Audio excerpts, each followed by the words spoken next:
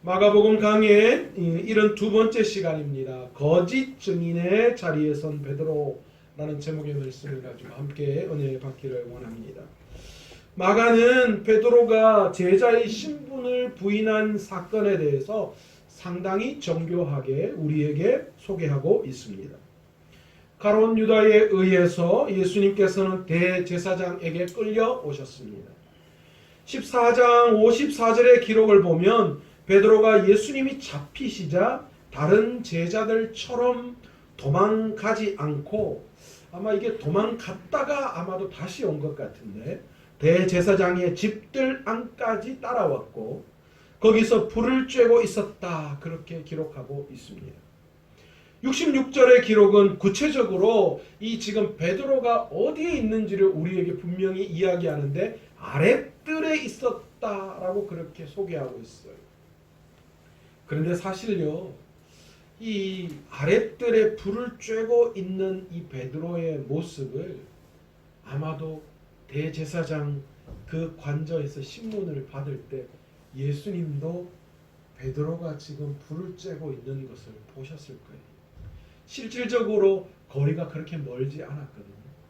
그러니까 아마도 암묵적으로 예수님은 지금 저곳에서 베드로가 불을 쬐고 있다는 것을 보고 계셨고, 물론 알고 계셨겠죠.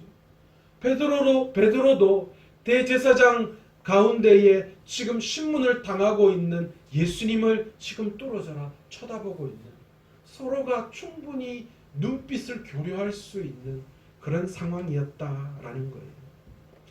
이 아랫뜰이라는 표현은 대제사장 관사의 높이를 기준으로 하고 있는데 그것보다도 더 아래 지역을 이야기하는 거예요. 아마도 땅의 지면 아래를 뜻하는 그런 뜻으로 우리는 해석할 수 있습니다. 68절의 기록에서 베드로가 대제사장의 여종이 예수님의 제자임을 알아봤을 때 부인하고 앞뜰로 나갈세, 그렇게 이야기하고 있거든요. 그러니까 이 아랫뜰은 이 앞뜰, 그러니까 이 정문이 있는 그곳으로 따졌을 때 굉장히 깊숙한 곳까지 지금 베드로가 예수님을 따라와 있다라는 것을 우리는 미루어 짐작할 수 있습니다. 바로 그때 대제사장의 여종 하나가 불을 쬐고 있는 베드로를 주목하였습니다. 여기서 주목했다라는 것은 자세히 살펴보았다라는 거예요. 대제사장의 여종이 불을 쬐고 있는 베드로를 자세하게 살펴보았더니 이 베드로가 누구냐? 바로 나사렛 예수, 지금 대제사장에게 신문당하고 있는 그 예수님과 함께 있었던 사람이다 라고 그렇게 이야기하고 있는 거예요. 그런데 놀랍게도 대제사장의 여종이 예수님을 언급할 때의 그 표현이 놀랍습니다. 오늘 본문에는 뭐라고 이야기합니까? 너도 나사렛 예수와, 나사렛 예수라는 표현을 이 대제사장의 여종이 쓰고 있다라는 거예요. 이 나사렛 예수라고 하는 말은, 이 나사렛이라고 하는 말 자체가 어떤 말이냐 하면 지역을 뜻하는 말입니다. 그러니까 이 예수님은 나사렛 사람이다 라고 이야기하고 있죠. 그런데 사실 예수님이 이 출생지는 나사렛이 아니었어요. 예수님이 성장한 지역이 나사렛이었습니다. 그런데 이 나사렛은 이 예루살렘 출신의 유대인들에게는 나사렛은 하찮은 동네예요. 나사렛에서 무슨 선한 것이 나겠느냐, 그렇게 이야기하고 있잖아요. 그리고 이 나사렛이라는 말은 나실인이라고 하는 의미를 가지고 있습니다. 메시아를 상징하는 네체르라고 하는 단어가 여기에서 나왔는데요. 이것은 이 가지를 연상시키는 말이기도 합니다. 그러니까 지금 대제사장의 여종의 입에서 나사렛 예수라고 이야기한 이 언급 자체는 이사야 11장 1절에 귀한 그 예언된 말씀과 동일한 말씀이라는 거예요. 예수 그리스도가 누구라는 사실, 예수 그리스도가 바로 다윗의 뿌리에서 맺힌 열매라는 것을 분명하게 증거하고 있는 증거이기도 하다라는 것입니다. 이 대제사장의 여종의 말에 베드로가 어떻게 반응하고 있어요? 불을 쬐고 있는 베드로를 향하여 이 대제사장의 여종이 나사렛 예수와 함께 너도 있었지 않았느냐 그렇게 이야기하자 베드로가 68절에 뭐라고 이야기합니까? 부정적인 동사 3개를 연속적으로 사용해서 예수님과 함께 있지 않았다라는 것을 강조하고 있습니다. 어떤 동사 3개가 이야기되어지고 있습니까? 부인하다, 알지도 못한다, 나는 깨닫지도 못한다. 이 3가지 동사를 쓰고 있어요. 부인하다, 알지도 못하고 깨닫지도 못했다. 그러면서 그 자리를 베드로가 떠나버렸어요. 아마도 뭔가 베드로의 마음속에 찔림이 있었겠죠. 그렇게 이야기하면서 내가 여기 더 이상 있어서는 안 되겠다 그런 생각이 들었던 것 같아요. 여기서 앞들로 나갔다라고 이야기하고 있는 이 앞들이 건물 출입구 쪽이라는 거예요.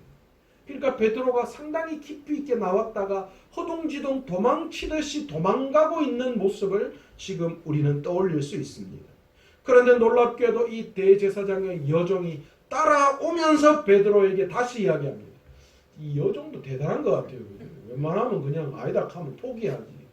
막 따라오면서 막 애들이 막 누구를 놀릴 때 막 쫓아다니면서 했던 것처럼 이 대제사장의 여종도 69절에 다시 베드로를 쫓아가면서 이 사람은 그 도당이다 그렇게 소리치고 있음을 볼 수 있습니다.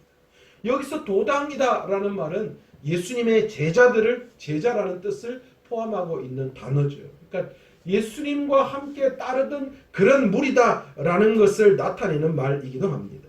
그러자 베드로가 2번째 부인합니다. 아마도 첫 번째 부인과 2번째 부인은 시간적인 간격의 차가 그런 게 없는 것 같아요. 부인하고 도망가는데 따라가면서 또다시 이야기를 한 거예요.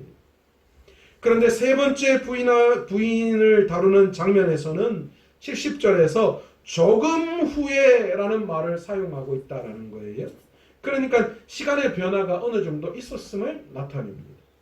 이번에는 이 대제사장의 여종이 아니라 곁에 서 있는 사람들이 베드로에게 말합니다. 너도 갈릴리 사람이니 참으로 그 도당이니라. 이제 앞에서 이 대제사장 여종이 2번에 걸쳐서 이 베드로를 지목했던 그 모든 것을 포함해서 너도 갈릴리 사람이다. 너도 그 도당이다. 그렇게 함축적으로 이야기를 하고 있습니다. 곧 베드로는 갈릴리 출신으로 예수님의 제자다. 그렇게 단정지어하는 이야기죠. 그러자 이번에는 베드로가 71절에서 부정의 강도를 높였습니다. 저주하며 맹세하되 나는 너희가 말하는 이 사람을 알지 못하노라 하니. 여기서는 부정의 강도가 아마 앞에 나온 2번보다도 훨씬 더 강한 어조로 말하고 있는 것을 알 수 있습니다. 먼저 저주하며 맹세하고 알지 못한다. 베드로가 그렇게 이야기하고 있습니다. 베드로가 예수님을 부인한 이유는 종교적인 측면에서 신성 모독자로 예수님을 사람들이 지금 몰아가고 있기 때문이었습니다. 사실 지금 대제사장들의 무리들이 예수님을 잡아다가 뒤집어 씌운 죄가 뭐였습니까? 신성 모독이었어요. 유대 사회에서 신성 모독죄로 판결을 받으면 그것은 다른 죄보다도 특히 정치범이라든지 다른 사회범이라든지 이런 것보다도 훨씬 더 수치스러운 일을 당해야만 했다라는 것입니다. 왜냐하면 정치범은 상황에 따라서 얼마든지 달리 평가받을 수 있었어요. 그러나 사실 신성모독죄라는 낙인이 찍히면 유대 사회에서는 회복이 불가능하기 때문이었습니다. 한번 신성모독죄를 저지른 사람이다 라고 하면 그것으로 끝이었어요. 왜 그렇습니까? 신성모독죄에 대한 대가가 죽음으로 끝나기 때문입니다. 이 이유로 베드로가 저주하며 맹세하며 예수님을 부인했다. 그렇게 이야기하고 있는 거예요. 이렇게 베드로가 예수님을 부인하자 72절에 닭이 곧 2번 울었더라. 그렇게 기록하고 있습니다. 그런데 여기서 2번 울었다라고 이야기하는데 그럼 첫 번째 울었는 것은 언제 울었다고 이야기합니까?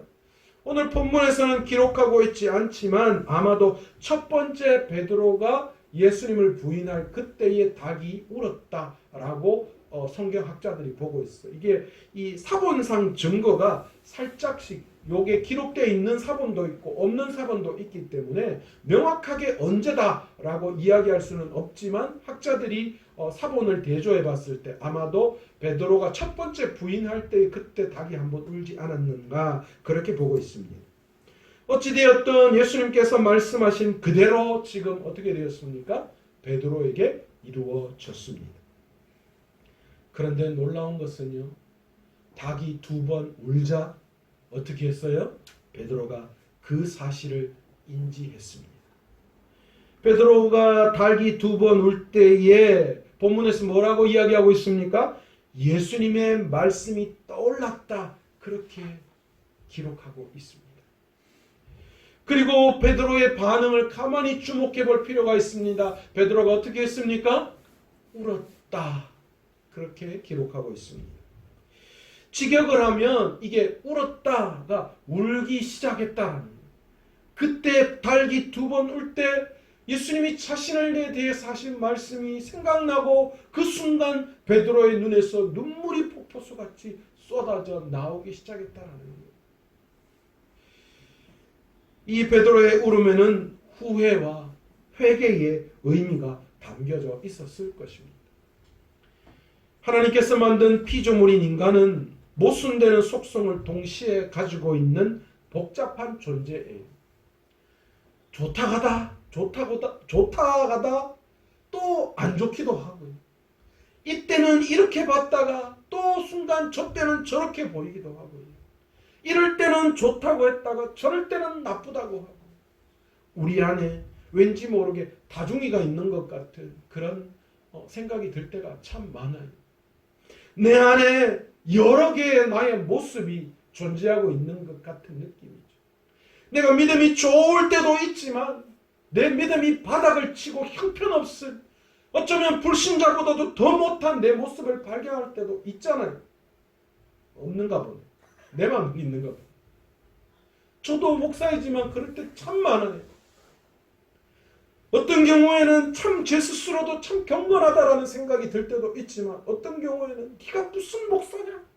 라고 그렇게 생각될 때가 참 많이 있다라는 거예요. 그 모습이 우리 안에 공존하듯이 오늘 베드로가 예수 그리스도께서 대제사장에게 잡혀 신문 받으실 그때에 여러 가지 베드로의 모습이 지금 다각적으로 우리에게 소개되어지고 있습니다. 첫 번째는 베드로의 적극적인 행동입니다. 베드로가 예수님을 쫓아갔어요. 대제사장이 신문 받을 때 죽을 수도 있는데 그 대제사장에 있는 깊은 안뜰까지도 쫓아갔어요. 왜 쫓아갔겠어요? 왜 쫓아갔을까요? 아마도 미루어 짐작컨대 아마 그 상황 돌아가는 상황들을 보면서 어떻게 하면 예수님을 다시 한번 구출해낼 방법이 없을까? 그래도 명색이 베드로는 누구였습니까? 수제자였잖아요. 예수님과 함께했던 그런 세월이 있잖아요. 그러니까 다른 제자들과 함께 도망갔다가도 주님이 생각나서 어떻게 하면 구출할 방법이 없을까라는 그런 생각에서 아마도 안뜰까지 쫓아왔을 거예요. 그 상황을 봤을 거예요. 그러면서 풀을 째며 여러 가지 정보를 수집했을 거예요. 그런데 위험을 무릅쓰고 대제사장 안뜰까지 들어간 것까지는 좋은데 그런데 어떻습니까? 금세 베드로를 지목해서 보고 있는 대제사장의 어린 여종 그리고 무리들이 베드로를 향하여 너도 같은 도당이 아닌가? 갈릴리 출신의 같은 도당이 아닌가? 라고 이야기했을 때 베드로의 그 마음이 모두 다 사라져버리고 말았어요. 결국에는 비겁하게 예수님을 부인하는 행동을 보이고 말았다라는 것입니다. 예수님을 구하려는 베드로의 의지는 한 여종에 의해서 무참히 짓밟히고 말았습니다. 지금 예수님은 대제사장에게 짓밟히고 있는데 베드로는 한 여종의 입에 짓밟히고 말았다라는 거예요. 어떤 경우 우리의 삶 속에서 우리의 믿음만큼이나 오늘 베드로의 모습처럼 뭔가 열심을 다해서 하고 싶은 마음이 들 때도 있어요. 그러나 이내 내 삶의 문제 앞에 닥쳤을 때 그 산을 넘지 못하고 믿음 없는 모습이 우리 안에 나타날 때가 참 많이 있습니다. 얼마 전에 우리 안에 저에게 그런 이야기 하더라고요. 여보, 기도하면서 참 나는 그 자리에서 짐을 다 내려놓았다고 그렇게 생각했는데 기도하고 집에 돌아갈 때 그 짐보따리 다 끌어안고 다시 집에 가는 그런 마음이 든다. 요즘 자기가 기도할 때 그런 모습이다라고 그런 이야기를 하더라고요. 여러분, 어떻게 우리 안에만의 모습이라고 이야기할 수 있겠어요? 내가 기도한다고, 내가 믿음으로 주님의 일을 한다고 열정적으로 나왔는데 이내 내 안에 자리 잡고 있는 부정적인 생각과 또한 여러 가지 힘들고 어려움 앞에 처했을 때에 금세 내 모습이 베드로처럼 그만 무너져 버리고 마는 내 자신을 발견할 때가 너무 많이 있다라는 거예요. 요즘 우리 딸이 야자하거든요. 시험 앞두고 야자한다고 막 그래서 그래 열심히 해봐라 그랬는데 하루 야자하더니 그 다음날 아빠 무슨 일이 있어서 자기 야자 못하고 집에 가야 될 것 같다 그러더라고요. 제가 데리고 오면서 야 니는 최소한 그래도 3일은 해야지. 작심 3일인데 3일은 못해야지 어떻게 하루 만에 오냐. 내가 그렇게 이야기했는데 근데 우리 믿음도 마찬가지인 것 같아요. 최소한 그래도 뭔가 뜻을 세웠다면 뭔가가 나타나야 되는데 그렇지 않고 우리의 삶의 모습들이 무너져 버릴 때가 너무나도 많이 있더라는 거예요. 그런데 여러분, 그 다음 베드로의 모습이 너무너무 중요합니다. 그렇게 무너져 버리고 닭이 둘러 울자 베드로의 마음속에 어떤 것이 생각났습니까? 예수님께서 자신에게 하신 말씀이 생각났어요. 닭이 2번 울기 전에 네가 나를 3번 부인하리라. 여러분, 우리는 연약하고 부족함이 틀림없습니다. 우리는 그런 사람이에요. 내가 믿음 좋다. 내가 신앙을 이렇게 오래 살았고 내가 성경을 오래 보고 많이 보고 기도를 많이 했다. 그러나 우리 스스로는 연약할 수밖에 없어요. 그런데 여러분, 그것이 끝이 아니다라는 거예요. 우리가 신앙생활을 했고 우리가 보았던 성경 말씀이 내가 기도했던 그 기도가 어느 순간 내 마음속을 울릴 때가 있다라는 거예요. 주님은 절대 우리를 포기하시거나 버려두시지 않는다는 거예요. 베드로가 마음속에 이 주님의 그 말씀을 떠올렸듯이 우리가 좌절하고 낙심하고 불신 가운데 있는 바로 그 순간 하나님께서는 성령으로 말씀으로 우리를 깨우치시는 분이신 줄 믿습니다. 그때 우리의 모습이 어떻게 되어야 할까요? 오늘 베드로는 부인하고 주님의 말씀이 떠오르자 울었다. 그렇게 했어요. 통곡했습니다. 여러분, 이 울음은 어떤 의미일까요? 베드로가 울면서 그 울음 속에는 자책하고 안타까움과 후회가 그 속에 아마도 뒤섞여 있었을 것입니다. 따르고 배반하고 다시 회개하는 베드로의 모습을 보면서 우리는 우리의 모습이 떠오를 수밖에 없습니다. 여러분, 우리는 그렇습니다. 우리의 신앙의 여정이 그런 것 같습니다. 때로는 믿음으로 나아가다가 쓰러지고 넘어지고 그러나 그것으로 끝내지 않고 다시 일어나 주님의 말씀 앞에 나아가야 한다는 것이죠. 그것이 우리의 삶에 필요합니다. 여러분, 이 장면을 보면 가룟 유다와 베드로의 차이가 극명하게 드러나고 있음을 우리는 볼 수 있습니다. 가룟 유다는 그냥 그것으로 끝나버렸어요. 자신의 죄를 깨닫고 자살함으로 그것으로 끝내버렸어요. 그의 삶이. 그러나 베드로는 그렇지 않았어요. 베드로는 울며 주님 앞에 나아가서 자신의 삶을 돌아보며 후회하고 회개했습니다. 여러분, 우리의 죄가 어떤 방법으로든 정당화될 수 없는 것 사실입니다. 하나님 앞에 죄를 짓지 않아야 될 존재가 우리들이지요. 그러나 연약한 우리의 신앙과 결단으로는 결코 그렇게 할 수 없다라는 것을 우리는 매번 깨달을 수밖에 없습니다. 그러면 어떻게 해야 합니까? 가룟 유다처럼 그것으로 끝내버려야 합니까? 어쩔 수 없다고 포기해야 합니까? 그렇지 않습니다. 하나님의 말씀 속으로, 하나님 안으로 다시 우리가 들어가야 합니다. 그리고 그 하나님의 십자가 앞에서 씨름해야 돼요. 주님 앞에 회개해야 됩니다. 주홍같이 붉은 죄라도 흰눈같이 희게 해주시는 예수 그리스도의 십자가 보혈 앞에 나아갈 때에 주님은 그 어떤 죄도 우리에게 묻지 아니하시고 용서해 주시는 분이신 줄 믿습니다. 그러기에 오늘 이 시간 우리 모두가 다 주님 앞에 나아가시기를 원합니다. 주님은 우리의 모습을 잘 알고 계세요.